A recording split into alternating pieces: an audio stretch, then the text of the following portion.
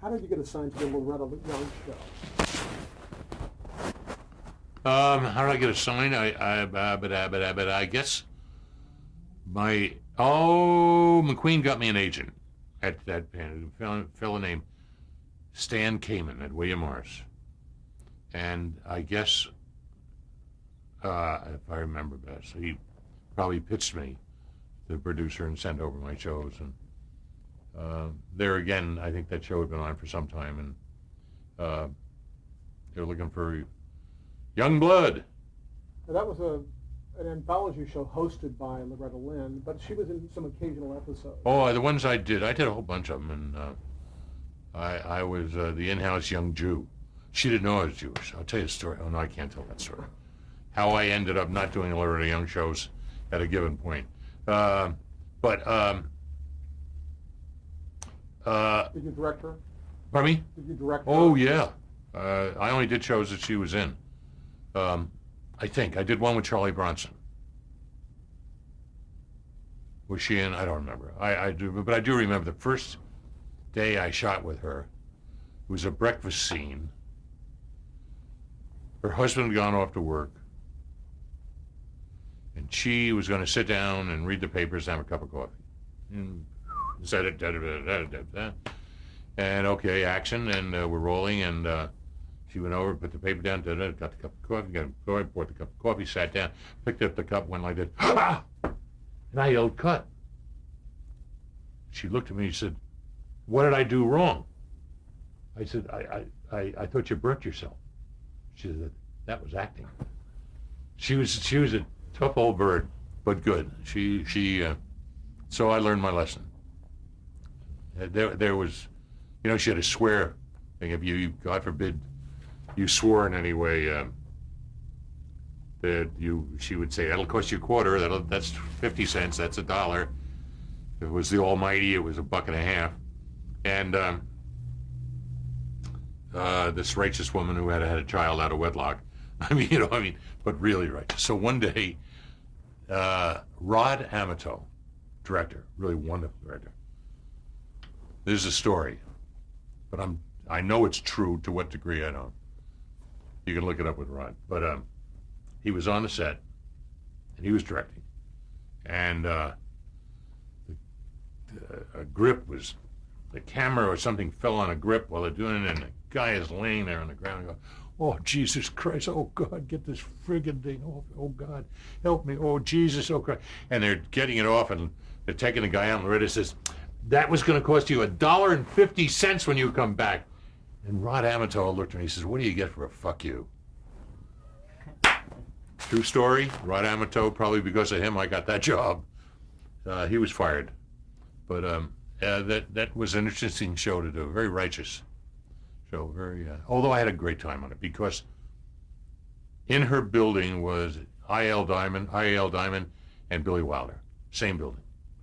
And while I was doing Loretta show, they were shooting the apartment. And while I was rehearsing, because I'd have a week's rehearsal, week shoot, 5-day rehearsal, 5-day shoot or something like that. And I didn't need a lot of rehearsal. I mean, not rehearsal, you wouldn't get preparation.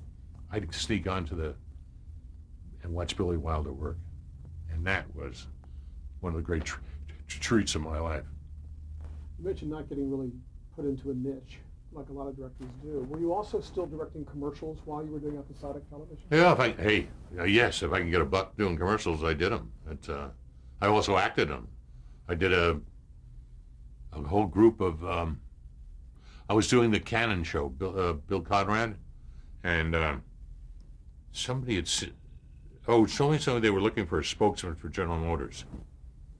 So I went out for it, and I got it.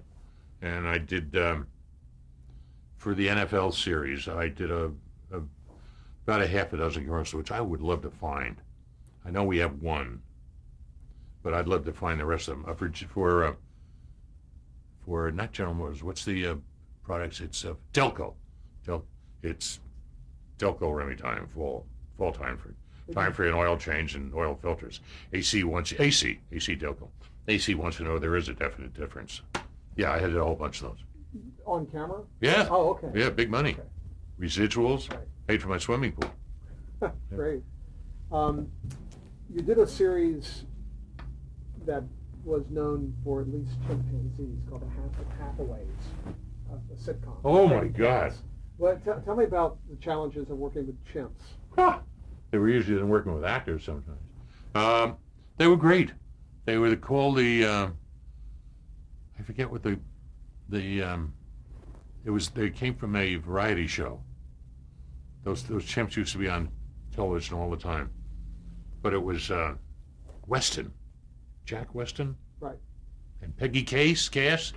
Oh my God, Dick! I have to write my address on my wife writes it so I can get home. And here I'm remembering Cass. It was the chimps were great. They were tough. The cast was. Hey, look, I can't blame them. The chimps upstaged them every time they did anything. If they turn their back on them, they bite them or grab her ass, and she hated them. And The marquee chimps. marquee chimps for a weekend in Santa Monica, right? But I had a wonderful time. I love them. I love animals. And that was just a great show. It was off the wall. You had to improvise all the time because how do you know what the chimp's going to do? But they were. It was wonderful. Those poor actors hated them. Hated them. Do you recall working with Steve Allen's mother? Her name is Belle Montrose I worked with her in that series. in that series. I think so. No, It's one of the neighbors is played by Belle Montrose. man, I don't remember that Mrs. at all. Harrison. Okay. Yeah. Well, I didn't know it was little trivia. Steve's mother. The Twilight Zone. Good name for a TV show. Great name. Yeah. How did you come to work on the Twilight Zone?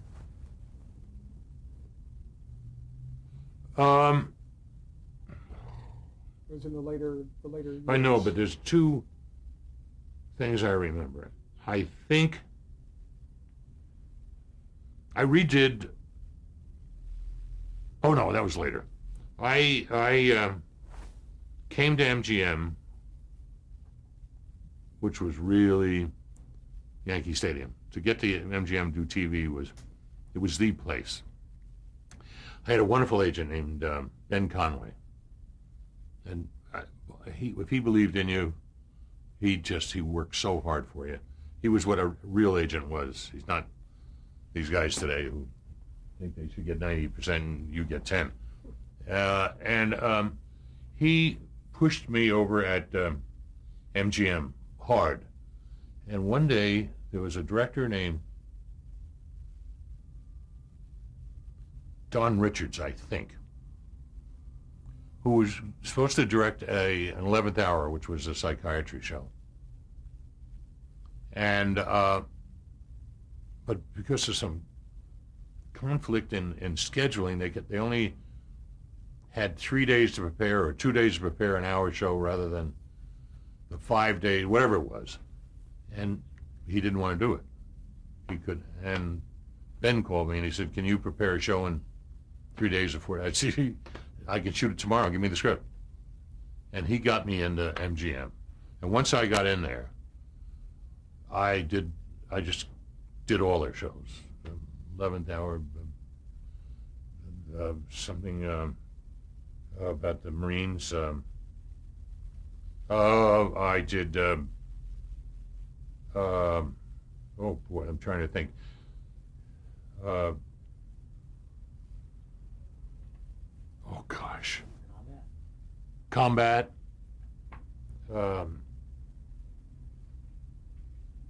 What were the names of those shows? One with Edmund O'Brien. Edmund O'Brien was Sam Benedict? Sam Benedict, who was the story of Jake Ehrlich, a very famous San Francisco attorney. And two of the producers on that one was E. Jack Newman, who was the king, a wonderful writer named Doc Calvelli, and a great guy named Bill Frug, who was also a writer-producer.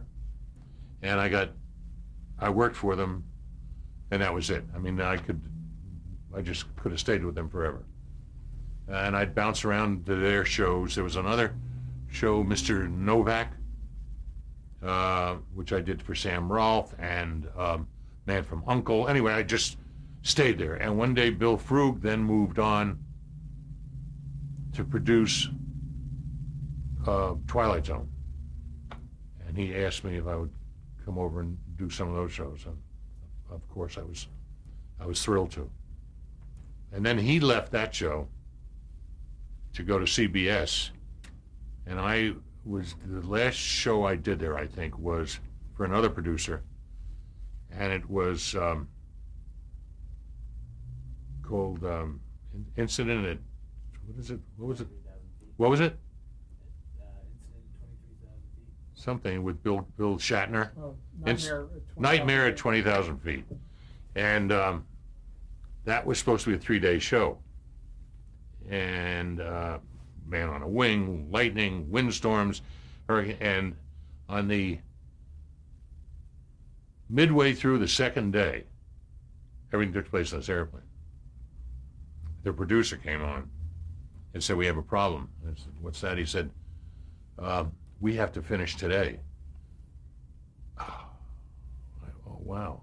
He said, "It's the features division, it's there, they want to use the airplane. We have to be off." So we shot all night to do that Man on the Wing, and we finished the next morning at 8 o'clock in the morning, and then feature crew was coming in to take over and move us off. But it was an incredible experience. Incredible. It was, what was the question? How did I get started at MGM? No. Well, how did I do what? Oh, man, I'm Dan Shell. By the time that was the last season of Twilight Zone. The fourth season was hours, and then the fifth season was half hours. And the episode you did during the last That was a half hour, I think. Well, it went back to half hour. Oh. They tried an hour the season before, half hour. A lot of the classic Twilight Zones were done in the first couple of years, but almost every mention of Twilight Zone, they mentioned that episode, Nightmare at 20,000 feet. Well, they have one good. of the quintessential classic episodes. They have good taste. I was going to say, how do you feel about that being kind of that one episode being such a famous episode? How do you know? I mean, how do you feel about it now? I'm thrilled, but I mean, when you're making it, it's a show. You put everything you have into, no matter what it is. You put the best into what you have. If it turns out to be that, I mean, I thought Lethal Weapon was a winner. Superman, I never thought it was going to go. I mean, you put your most into everything, and if you're lucky, it turns out well. If the film gods are with you, and I'm an atheist, so how do I know? You had special challenges. You mentioned only one of them, the time shoot, but this is a shoot where didn't you have wasn't this plane suspended over a water tank because of all the water effects, and had a lot of inherent problems that weren't typical for Twilight Zone episodes. For any kind of a TV episode, it was a tough shoot. It was an airplane, whatever it was a 4-engine prop-driven airplane. It was in a tank. It was elevated well off the ground. We had to climb up. We had massive wind machines. We had lightning machines. We had rain machines. We had effects machines working on also turn the engines. There was no computers or anything to do that, so everything had to be live. Everything had to be synced. Everything had to be done. We had a guy on a cable, a wire, which in the beginning we found every time we lowered them, the wind would blow them off, but yet you still had to have a wind on them, and if it would spin them around, you'd see the zipper down the back of his suit.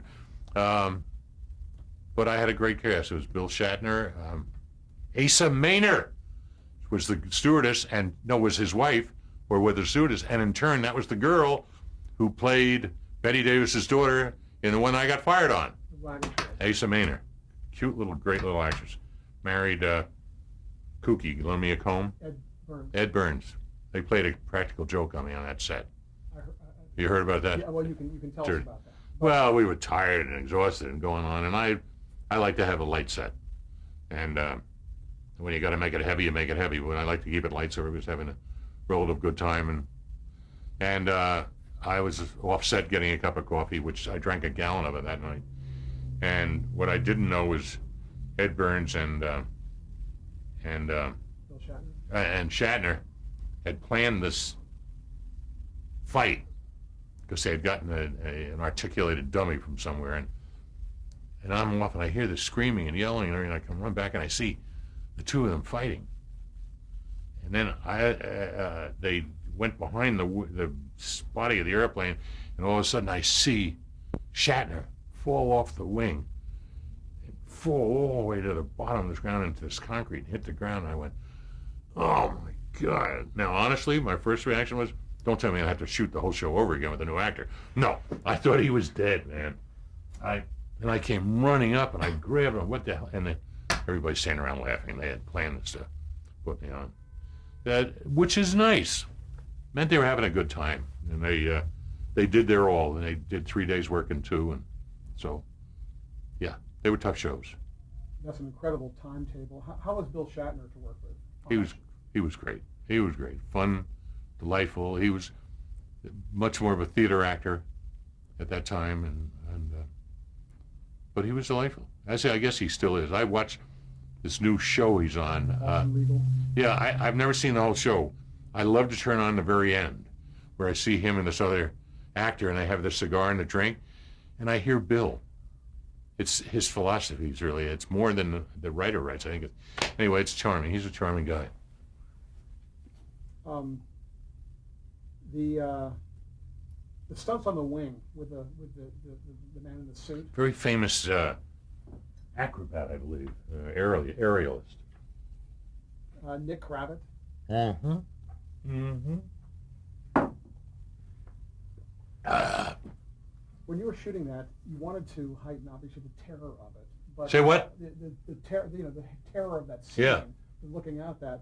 What techniques did you use to kind of heighten that? Given you had limited, the costume was kind of cheesy looking, and Well, I diffused that. I diffused that with rain and water and moisture spray moisture on the windows, and you try and make it slightly untouchable. But there again, you were against the clock. If you didn't get it, bang, you had to keep going. We had, you're not smoking, are you? Something's going on. Is this okay with this noise? We'll just pause for a second. I think we can keep going.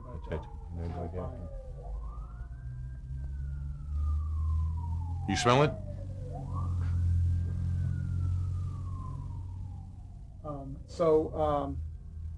How did you direct Shatner in terms of him relaying that terror that we wanted to feel? When you ask the director, any director, how do you direct somebody? I don't know. We had the material. We obviously discussed it. We rehearsed it. The little actress's name, Asa Minna was the stewardess. The actress who played his wife was who? Christine White. Yes! Also a wonderful New York actress, Little New York. Friend of Loretta Young's. The Bill had a handle, I guess. I don't remember. I'm sure I had a handle. I'm sure he took some of mine, I took some of his, or his was so great I sat back and took the credit for it. I don't remember. It's so hard to remember. How do you direct an actor? You get the best out of them that you can. Try and put your words in their mouth, have them say it back to you and say, that's a great idea. So.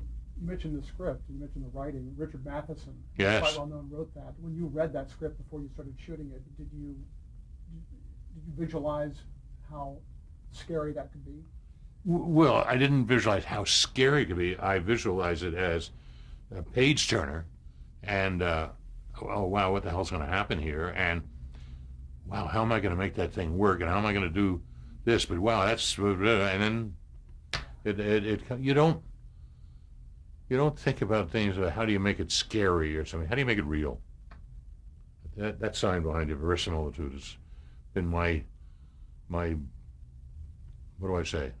My mantra was Shiom from Transcendental. That was my mantra, really, in a strange way, that I believe everything has a great sense of reality, and if you stay within that reality, it works. Did you see the Twilight Zone movie? The who? The movie, The Twilight Zone. Is that where they recreated? Oh, I was so angry. Because that segment of that movie was probably the most well-received one. Yeah, really? Well, not by me. I just wonder what you thought about it. Well, I'm not talking about other people's work, but I mean, would I have done it that way? No. To remake it? No. Would I want to have remade it? No. Am I happy they remade it? Yeah, because, wow, they like my work. My kids are going to college. I don't have kids. Was Rod Serling around? Did you meet him? Did you work with him? I only worked with him on the intros and exits. We use whip pans off a set. At the end of certain scenes, they'd say, okay, we're going to do a whip on that one. So at the end of the scene, we would do a whip. Then we would whip to Rod Steiger, rest in peace. Rod Serling, rest in peace, in a different area. And so we would put an A-frame dissolve in or something between the two whips, and it looked like it was real. But I did those. We'd wait. Some directors would get. They'd say, "You mind sticking around half a day the following day or something, and do the intros and the exits, and you'd work with Rod." He'd talk to you sometimes, come down on the set. He was very friendly with Bill Frug when Bill was producing them. Oh, there was another nice producer I worked with too. I can't think of their names. Wow. Did, Burt Granite? Burt Granite produced Man on the Wing. And there was another guy, tall guy, lived up near me on, Herbert Hirschman? no, Houghton? who? Buck Houghton. Great writer, great producer. did Rod work fast on those intros? Was he? Camera had to get it. Don't screw up, Rod's there. He was a smiling guy, happy guy. Had the cigarette in his mouth that eventually killed him. Okay. Well, let's talk about some of the other episodes briefly. From Agnes with Love with Wally Cox. Imagine working with Wally Cox, Marlon Brando's roommate. Do you know that? They were No, roommates in New York. And little did I know I'd eventually work with his other roommate. It was a cute show. Wally Cox he had a show on television called Mr. Peepers. And I thought he was just, how do you like this? The Cat's Meow. I thought he was just the most wonderful actor.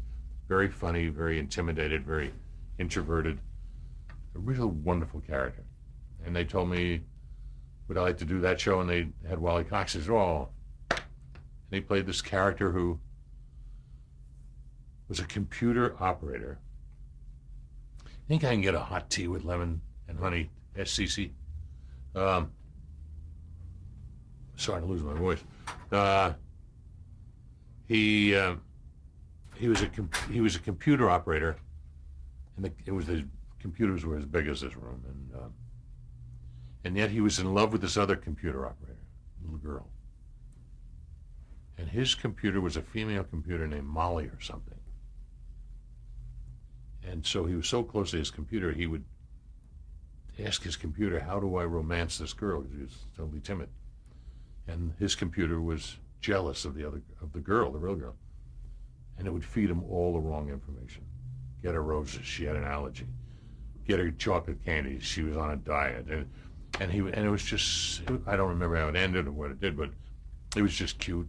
The chance to work with Wally Cox, I mean, it's on my resume, man. I worked with Wally Cox.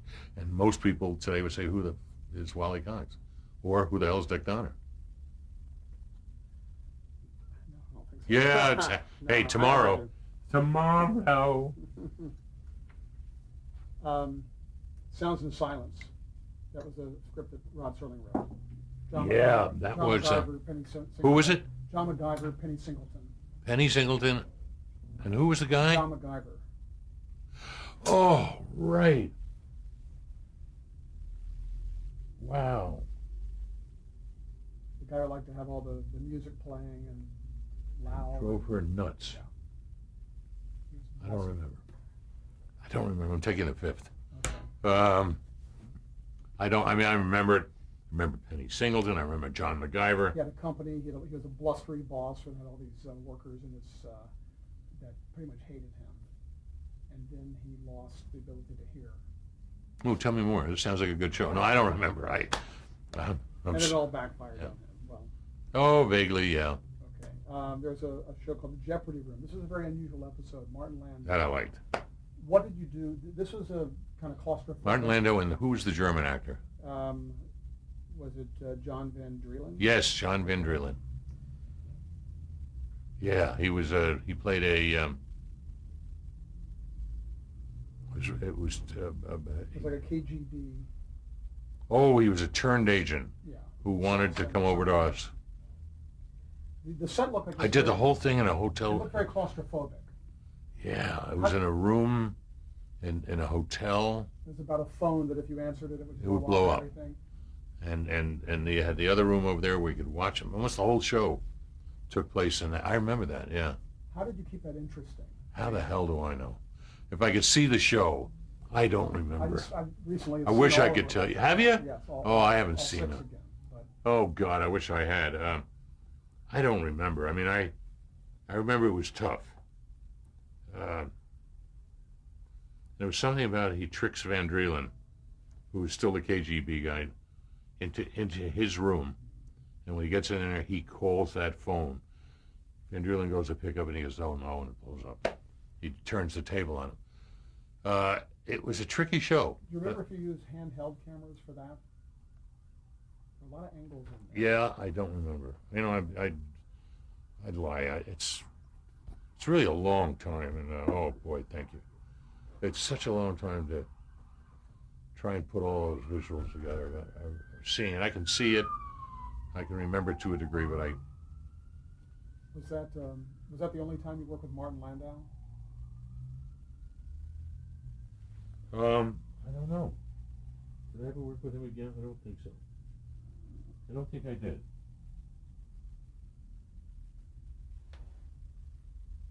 No, I don't remember. I think that's the only time. Look up Marty Landau's resume and see if he ever worked with me twice. Huh. You did an episode called the Brain Center at Whipple's. Richard Deacon wanted to replace all Oh. these factory workers with robots, and Robbie the robot you used. You're right. What do you remember about that? Oh my God. How did you come to use Robbie the robot? Why not? They had to have a robot. I remember we went into the MGM prop shops, and there was Robbie. They would write things around availability. And I'm sure, I don't know who wrote that one, but I'm sure Rod Serling. Rod wrote that too. Then he must have known it was there, it existed, and it was something about he was replacing everybody with robots. Then he And got typical the- Serling thing, in the end, he's replaced by a robot. Something took place in a bar. Wonderful bartender played an actor in the role. I don't remember who it was. Oh, God, it's all such tiny parts. Well, I have the actors, and I'm not sure which one would have played. Who was that? Paul Newland, Ted Corsia. Wait, Paul Jack- Newman. Was Paul in that? Newland. Oh, John Newland. Paul Newland, the old guy with the wonderful face. He was his boss. I mean, Newland was Richard's boss. And who was the other actor? Ted DeCorsia, Ted DeCorsia was the bartender. Jack Calder, Bert Conroy, You got me Shawn now. Michaels, Dion Hansen. I'm on We're board. going to change tape and we'll pick it up. Oh man.